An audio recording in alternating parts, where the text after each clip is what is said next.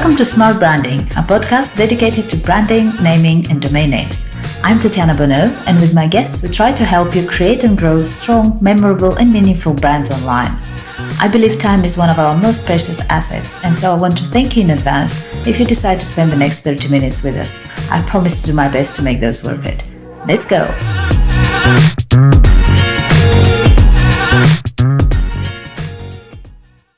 So, tell me about Bim Group. What do you do? So for the last 30 years, we've been specializing in helping our clients to navigate brand journeys from the business side.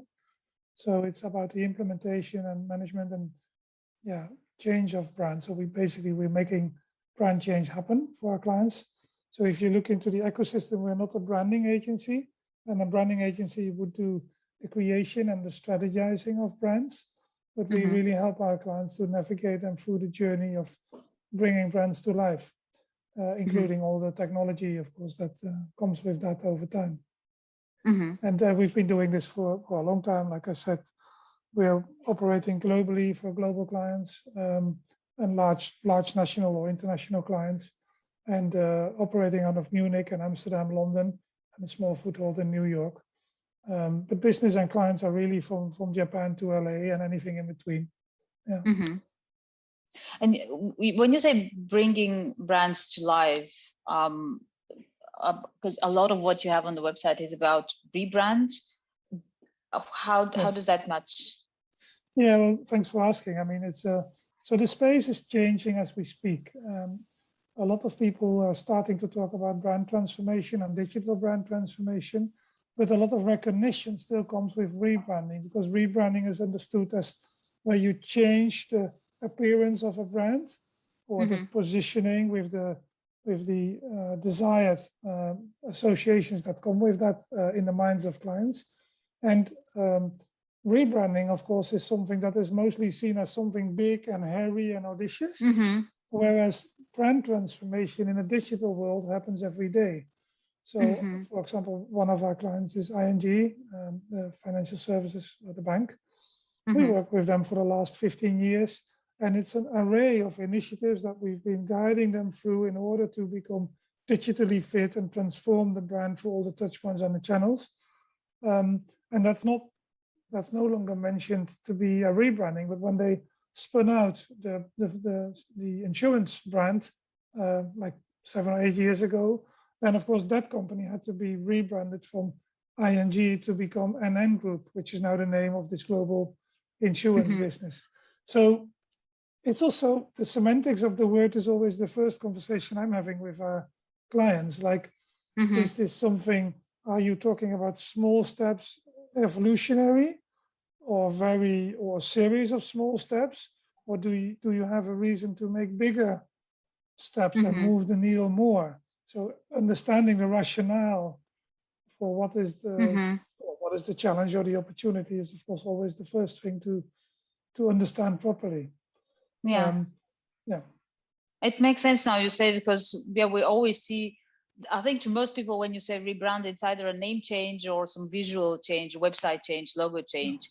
But now that you've explained it a bit better, it's effectively, inevitably, life is, and especially digitally, it goes very quick. So in order to stay relevant and up to date effectively, you have to be changing with the time all the time. Yeah, absolutely. Yeah. I mean, 15 years ago, if you would have to plan for a rebranding, one of your biggest worries was how you would get the signage changed on all the buildings. Because the signage was 60-70% of the investment and substantial. And it was the most visible touch point 15 years ago. You and I can't even imagine it anymore. But we were talking about what is the visibility of the buildings? Do you have warehouses along the highway? Because then we'll put the new branding there, right, on the back of the warehouse and not on the front. Just so, and of course that most visible touch point nowadays is in your digital hemisphere. But of course, we've seen an explosion of touch points and channels through that. So now any brand transformation or rebranding, whatever the word is we choose, will be step, small steps, and then that will be the journey. But then the number of touch points and channels, I think we used to have maybe 10 or 20 touch points or channels, and now we have thousands. Because you can imagine every way you express your brand in all the digital, all digital ways need to be orchestrated if you wish, if you want to make those changes. You cannot change your website or change your app or change your social media handle on LinkedIn and Facebook, what have you, but not do all the IT legacy systems that you have. Whereas if you're sending proposals through, maybe in PowerPoint or maybe through a digital interface to your clients, you cannot change two of those elements and not change the rest, because people just look, well, what are they doing? It's a mess. So it seems very easy to do it very gradually, but it's become increasingly complex, because you need to make a much better analysis up front of how your customer journey, how your touch points are related to each other, and what happens if you start making changes here and then not see it there.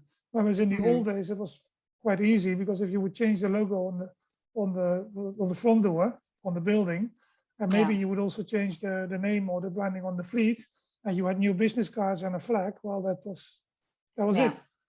Yeah. So it was logistically very complicated, but now you need to have much more expertise, I guess, to prepare for those changes. Yeah. And also maybe another element is that, of course, the digitalization in an organization is not necessarily owned by the people who own the brand. I mean, you can see this very clearly in financial services companies, banks. Obviously, the banks that are growing quickest have the best app. So they have a smartphone, and they will have an app that's really very good for the user interface. But normally those apps, the banking apps, are not developed by the brand people. So they will have a lot of internal discussions, because of course the people who own the UX for the banking app, the payment app, well, they will just do whatever they see works. They will do A/B testing. If it works, we do it, which gets you into a whole lot of conversation with the brand people, because of course they do not necessarily have the same opinion, because what the banking app people are doing, and I'm sure we'll talk after about it today, what the banking app people are doing, the development team or the UX team for the banking app, is short-term conversion and improvement of the user experience, whereas the brand people's objective is much more long-term in building a mental presence for their brand in the mind of, potential customers for the moment as and when they're in the mood to buy. And it's a totally different need than the need I have when I have to just do payments or talk to my bank. Is that something you get involved in, something that you handle for your clients? Handling that whole process and communicating it between all those players and elements? Yeah, we are always involved from the perspective of the branding. So if I'm not sure if you're familiar with the thinking of Binet and Fields. So they are really the godfathers of the effectiveness advertising in the world. And they've done a lot of good research on what is the relationship between brand building on the one side and sales activation on the other side. So if you take this banking example, the brand building is where you build the brand and you convey the values of the bank through all your touch points and channels on the long term in order to build and achieve mental presence in the minds of your customers, so that when I have to think about changing my bank, if I then still don't know you, it's going to be difficult. So even if I'm a startup bank like N26 out of Berlin, growing rapidly, they have a massive challenge because their awareness is too low. So they have to make sure that if I want to be even considering them as a new bank, then at some point I have to have heard of it. Doesn't mean that I have to do something with them now or in 2 years, but as and when the moment comes for me to do something with a potential bank decision, I have to know them. And this is all brand building activities. And the research of Binet and Field was really about what do you do in terms of brand building? What do you do in terms of sales activation? Sales activation being, okay, I am actively looking for a new bank. How do you then convert me to become a client over other banks? So our business is really in the world of brand building and to help our clients understand the mechanics of the brand building and to then help them with the transformation journey that comes from that. And that's, of course, can be a long-lasting journey, typically. Yeah, of course. You wrote a book called Future Proof Your Brand, and that kind of fits nicely into what we're talking about, and especially now with COVID and digital acceleration. I think that was a wake-up call for a lot of businesses, generally, not just about digital, but obviously the world we are in, but taking branding seriously, taking their presence seriously. So how, and tell me a bit about your book and who would it be useful for? Well, we wrote a book. I did that together with my colleague Lawrence, and we wrote a book really because what we see is that brand is the most valuable intangible asset of organizations, but it's not treated as such by organizations. It's not like you have a sales function or a procurement function or a business unit structure. Brand is a bit of everybody. And then what we are seeing in the world is that brand used to be all about consistently deploying the brand, like the logo and the typeface across everything. But due to the digitalization, we've seen this explosion of channels and touch points. It's everywhere. But still, for the person who's owning the brand, so the book has been written for the people who own brand in a larger international corporation, or for the board members to really give them in simple speak what processes are about. And what we've seen is that the digitalization has made the world much more complex. And we were always talking about, and brand people would complain a lot about that they had to police the logo. Well, those days are over for a long time, because now the owner of the brand, which could be the chief marketing officer or the chief communication officer or the chief brand officer, is responsible for orchestrating the intangible relationship between the organization and the variety of stakeholders. Stakeholders being customer, obviously, but also stakeholders being employees, being society, being suppliers, and anything around. So you can see that from managing consistency, it has evolved to orchestrating coherency, which requires a totally different paradigm for how you organize branding. And that's what and why we wrote the book, to really set out and lay out how that works, but also to stay away from all the branding beautiful terms that the branding world has developed, because that's really the magic side of the branding, and the book is really about the logic side of branding. And if you want to talk about it in Simon Sinek slang, then most of the branding agencies in the world, whether it's digital agencies or corporate brand agencies or design firms, talk about the why and the what, which is crucial for your brand, to know what you stand for, why you're here. That's all the things that we are less, that's not our forte. But in how you do that and how you build and how you bring that to life is really where I think that brand needs to become much stronger. And I see around the world in all the work I'm doing with the boards of our clients, that it is to speak the language about how the mechanism works. That is really what they understand. And when you start talking about the why or the what or the purpose, they go like, yeah, but that's difficult for them. So a lot of brand owners, so CMOs or CCOs, are going to their board with a lot of stuff on the content. And we see that it's much easier to go with to your board with the process, because if you can map out the process, then the board will mandate you and trust you to focus on what is exactly the why and the what, and not the other way around. So, So it's bringing that clarification. Yeah. Understand.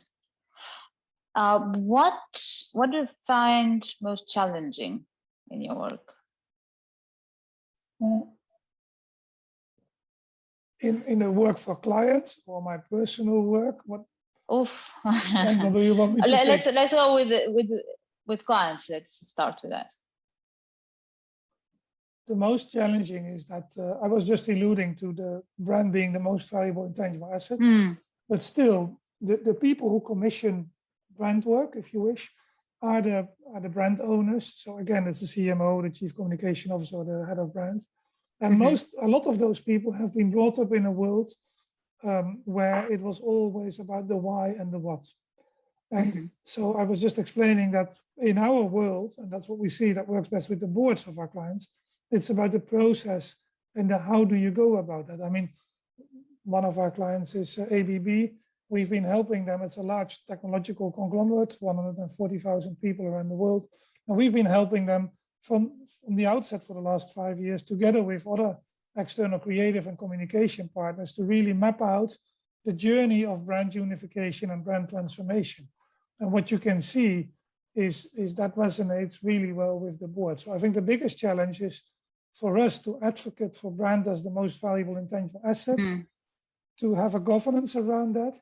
Because if we were, all of us in the profession around the world, whether it's people on client side or agency, if we would talk more about what the process looks like, then we would get more mandate to do what we are best at and what we love doing.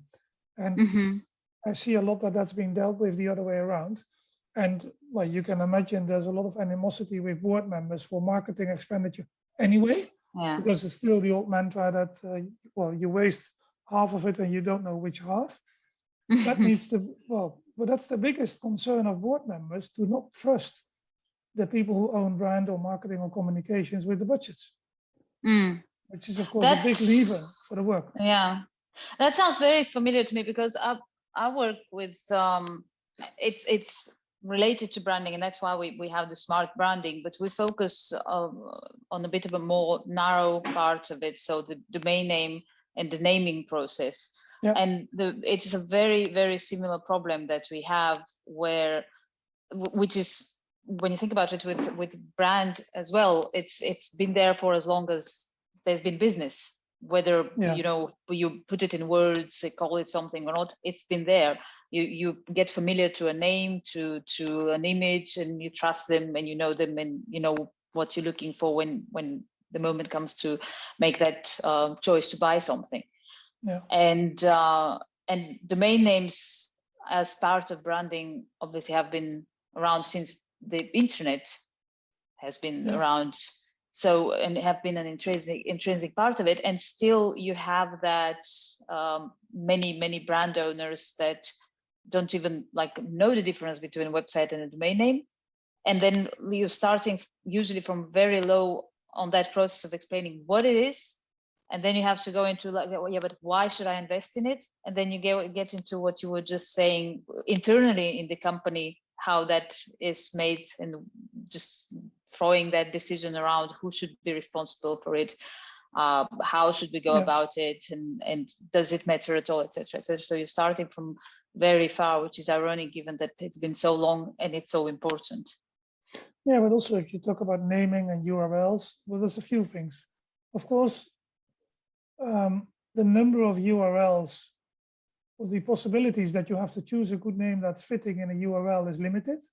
So, so the naming process and choosing a URL is no longer a creative process. So some people still think you can come up with beautiful ideas, but that normally is not working.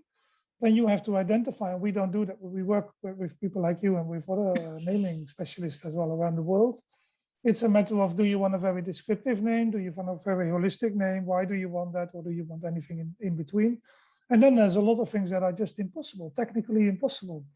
So, and then the backside of that is, of course, that if you choose for something, then you have to discuss to what extent do you want protection of those URLs and names and rights around it, because to register and protect a brand around the world is not a cheap thing. And that's quite an investment in the brand. It's, in fact, also one of the questions we will always ask in immersing ourselves in the client work is which part of the intellectual property do you own, dear client? Is it the name? Is it the URL? Is it the trade name? Is there other assets? I mean, another of our clients, for example, is Deutsche Telekom. Of course, they invest heavily in magenta, which is the color that they own. You know, it's not purple, it's a magenta color. And that's part of their legal rights as well. And they want to own that color around the world to make sure they build their brand on that. So, but I'm sure you're familiar with those things. I haven't thought about, can you own a color basically, but I guess you can. Well, of course you can, but then legally it depends on in which classes you want to do that, right? That's and globally it gets more complex with You mentioned quite a few already big global clients, and I've looked at your blog. You have literally companies that have like a representation in tens of countries and thousands and tens of thousands of employees. When you are going through that process of changing the brand and rebranding, I don't want to confuse people with the wording, but generally that process, when you work with a company, do you involve, or how involved do employees get into that process? Well, it depends on the reason for rebranding. I mean, if, for example, if let's take an example. If you so at the moment there's a big shift. There's a few big shifts going on at the moment. Of course, there's the working from home. It's taking an unprecedented change. I remember back in 1997, we were helping Ernst & Young to change to EY. And the colors were red and gray, and they changed to yellow and gray. And in 1997, there was a shortage of personnel on the labor market globally. And the vision at the time, and yeah, I know it's 24 years ago, but the vision at the time was that they had to be a brand that was fit for the future of employees, to be attractive to employees. Because if you would be most attractive as a Big Four company to the employees, then you would also win the best clients. Now, that's been away due to crisis since, but what we're seeing now around the world, due to the increased, well, the pandemic has helped people realize that things are changing quicker. Then ESG was already coming before but is now really coming through. And with ESG is the responsibility for what is the company also doing good for the society. And this is, of course, very closely connected to the hearts and the minds of the people.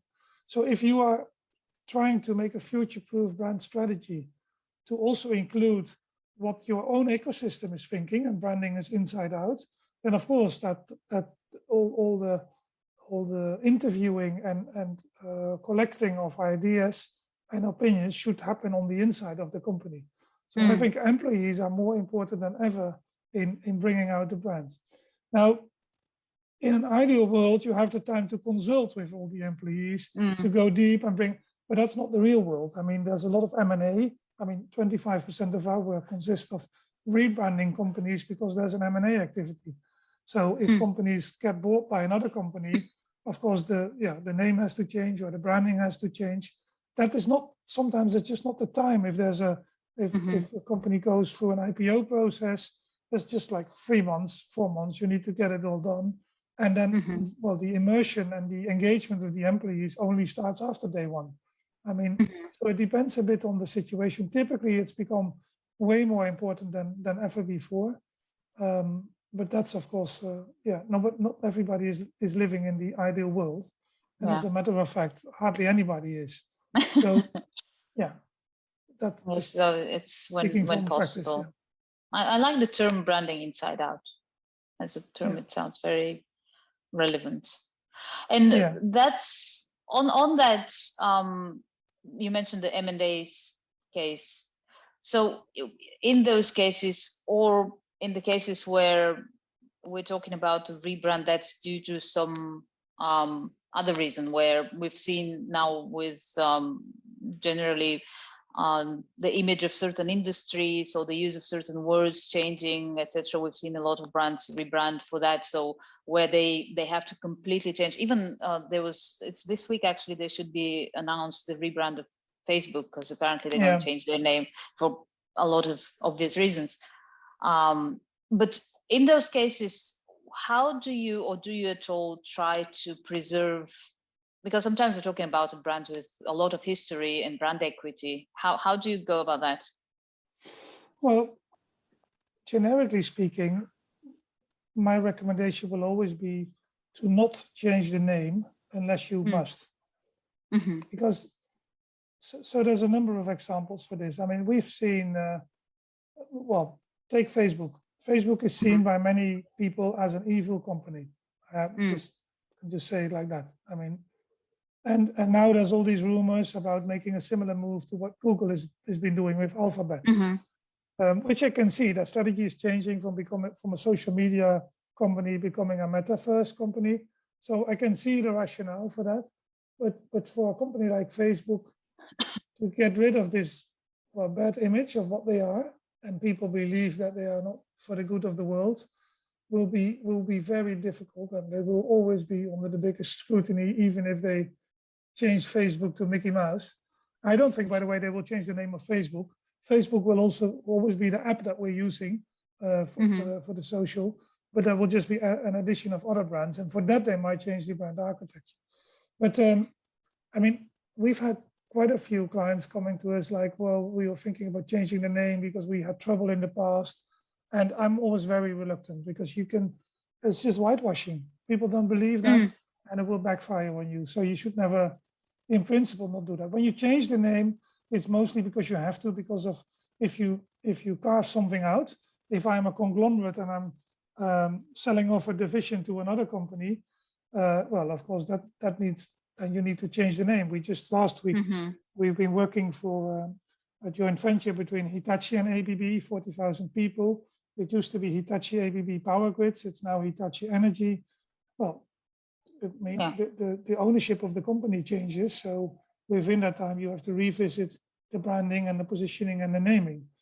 But if you don't have to, really, I would really recommend our clients not to. It would be even better for our business if they did. But that's, it doesn't always work. You have to have a very good reason. Yeah, and kind of uncertain. If you look at Volkswagen, they of course were in the whole scandal about the diesel emissions, and they at the time, and we've been helping them with their repositioning for the last 3-4 years. So to really change from being a traditional combustion engine business to become the leader in the electrification of vehicles. And they are really on that path. For that, they also changed their brand expression and even the logo ultimately, as all the car makers are doing. But I think that's just a very good way of moving the needle in who you are, signaling change through the branding, but not completely changing everything, because it's not what people will believe. So this whole building of brand equity, you cannot change that or do that in 1, 2, or 3 years. It takes 4, 5, 6 years. And we see that time and time again. So if you talk about branding from the inside out, even if you would be able to logistically do it quicker than that, the question is whether that is recommendable at all, because it's also something people have to understand, and we as the audience have to feel, actually it makes sense, the company has changed, so it's logical what I'm seeing. And if we don't buy into that, then you just lose they just lose you. I think that brands are obliged effectively to be a lot more authentic now. You can't hide things. It's just everything goes out in literally hours, even online and everywhere. So it's twofold. It's the social media where inside is outside again. So if your employees are telling a different story on social media than what you're telling, that is just making you look ridiculous. But secondly, we see a lot of development we have a lot of clients who have a lot of brands, because they acquired them, because they founded them, whatever reason. And in this digital space, people will want to see, also with the ESG push into the market now, people want to know who is behind the brand. So it's nice to see a product brand, but I want to know who's the sender of this brand. I mean, earlier this year, we helped Reckitt Benckiser rebrand, it was RB, to rebrand to Reckitt. It's a company similar size of Unilever. And really, you can see their name also on the back of their products, because it's just people want to understand where is this coming from. And because of the increased transparency through all the digital channels, increasingly we see clients asking us, okay, we have 100 brands, 200 brands, how do we reduce that appropriately? Because people don't understand it anymore. And of course, there's a big cost associated with having many brands. So if you look at brand unification, there's also a main rule. And the main rule is to have as little brands as possible, but as many as necessary. So it's not that you have to destroy each and every brand, because you can have very specific, powerful brands in your portfolio. But if something is not really differentiating or powerful, then you should ask the question, why not fold that into the bigger architecture that we have? Yeah, that's a very valid point. And even myself, I've noticed like over the past 10 years, maybe, I guess that comes with age as well, but no, actually not, because my kids, the younger ones are too young, but the older ones are 13 and 16. They are looking at everything they're buying, everything, like who produced that, what they like opinions, everything. And I don't think we used to do that before. No, not at all. Like even established brands, they're still looking to, like, it's not just enough to see the name. It's like who, like you said, who owns that brand? It goes few levels. Yeah, but also the Gen Z, they really want to understand what is the footprint of organization, where does it come from, and they are really critical about if they don't understand that or they think it's not good. Now, obviously, there is a caveat around this thinking. I mean, I talk with what the implication of ESG is for companies and brands and the positioning every day, but we also have to be realistic that the average buyer of products has a different problem, and that is whether they can afford the product or not. So there is something as it has to be affordable. So why do we buy products from China? And my daughters, they buy fake nails and whatever, and they buy something for €1.78, and it gets shipped here from China. So I find myself talking to them and say, well, do you think this is a good idea? It's coming from afar. How would they be produced? Then we put them in a ship, or even worse, in a plane. Someone drives a truck to get it to the door. Absolutely. And then you open it up. And they go, yeah, but it's cheap, Dad. It's 4 times as cheap as what I can buy here. So we have to be very aware of that this will be solved over time, because there's a huge push, and the stock market have embraced ESG thinking. So we will, but when it comes with price increases, that's a massive counter effect to the positive effect of the sustainability push. And of course, I'm a firm believer in all of that, but you have to be in the understanding that most consumers, I mean, take consumers in Africa. What do you mean sustainability? They don't have enough money for enough food. So, or to buy clothes, and the phone is way more important than. So before we get to sustainability in the whole world, it will take a long time. But of course, it's something we need to do also, to save the planet anyway. But that's why I see a lot of hurdles along that way. So for bigger companies, you have to take your responsibility. You have to establish and understand what it is that you're contributing to wider society, instead of how you comply to the rules, because that's the bare minimum to comply to the rules. And of course, it's a big opportunity if you can differentiate yourself through good positioning. But at the same time, you will see that the whole sustainability will become hygiene in 5 to 10 years from now for large corporations. It will just be, an obligation to do way more than the minimum. That's good. Yeah. Yes, that's definitely. You can see it if you look at Standard & Poor's and Moody's and Fitch. So they are the rating agencies for people who buy stock. So if I want to buy a stock, I go to them and they tell me whether I should buy or hold or sell a stock.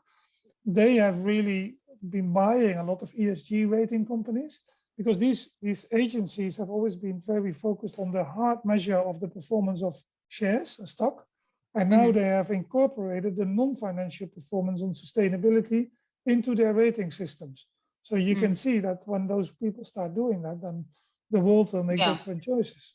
But still, the issue on the price pressure and whether it's affordable for the consumer in the street, I think will be very much in the way of a lot of these developments. That is a very valid point, because ultimately, whatever ideals do you have to put food on the table. So that's So if you are reality of an it. affluent buyer who has access of money to consider, is this a good thing to buy? But it's the same with biological food. It's a good idea, biological food, but if I have to pay twice the price. I know you go to the supermarket. It's literally, I mean, up here in France, and I'm sure that's not very different globally. You go to the section with the bio food, and it's like 2, sometimes 3 times more expensive. So, that makes sense. Well, of course, you can eat less. Yeah, that's always a solution. That's good for the planet as well. Yeah, or less meat or less fish. But hey, Yeah, that's off topic for today. Yeah. Okay. Yeah. I don't want to hold you too long. Just two more questions. One is because we've mentioned a few brands already that you work with that are global, big companies. What sort of a business does one have to own to be able to work with you? In terms of in terms of size, I guess, and geographically. Well, we work from literally from Japan to LA, mostly for larger national or international companies. But we do also work for some startups, but mostly then it's startups who have been funded by private equity. So it's not startups with 2 or 3 people. But if you are a brand with a international or larger national reach or potential reach, that's who we work for. And mostly it's not that we advertise for work. We get recommended by clients who we worked for in the past. So it's not about that we are advertising what we're doing. It's mostly word of mouth. Yeah. I don't know if that answers your question. But... Yeah, no, it's more for like if within our audience somebody needs that sort of a service, I would like to give them some idea. Anybody in your audience, of course, any question, I'm always happy to talk about the subject. Whether somebody would be interesting for us is less relevant for that. I'm always happy to give back, and I think we know that from each other. I publish a lot, speak a lot, so always happy to talk or engage in conversations. Thank you. That's great. And last one, what's next for VIM Group? What is the most exciting thing you're working on now? Well, there's always exciting clients that we're working on, but mostly we can't speak about it because it's not for us to bring out their good news. But there is a number of very good things going on in that, but I won't talk about that. Now, what I think is more interesting is what we see is the branding world is. I was talking about the coherency and the orchestration of touch points. We're seeing a tremendous rise in anything around brand technology. And I can also see that our own practice in that space is going with more than 100% per year. So it's just massive in supporting our clients with assessing the ecosystem of tooling that you use in the space of brand and MarTech. And that's really exciting because there's a lot of improvement going on in that space. I mean, we've seen MarTech developing for the last 10, 15 years, but now we also see the communications and brand technology evolve accordingly. And to me, that's very exciting because that's giving a lot of new opportunities for clients to bring out their brand better, faster, and even also at better cost. So to me, that's very exciting. That is. We're actually working on a report on that, on the top companies in that space. Yeah, I'm going to send it to you when it's done. Okay. Yeah, please. I will eat any information. Cool. I'm curious. Yeah. Fantastic. All right. Great. Well, it's been a pleasure. Thank you very much. Thanks for having me. My pleasure too.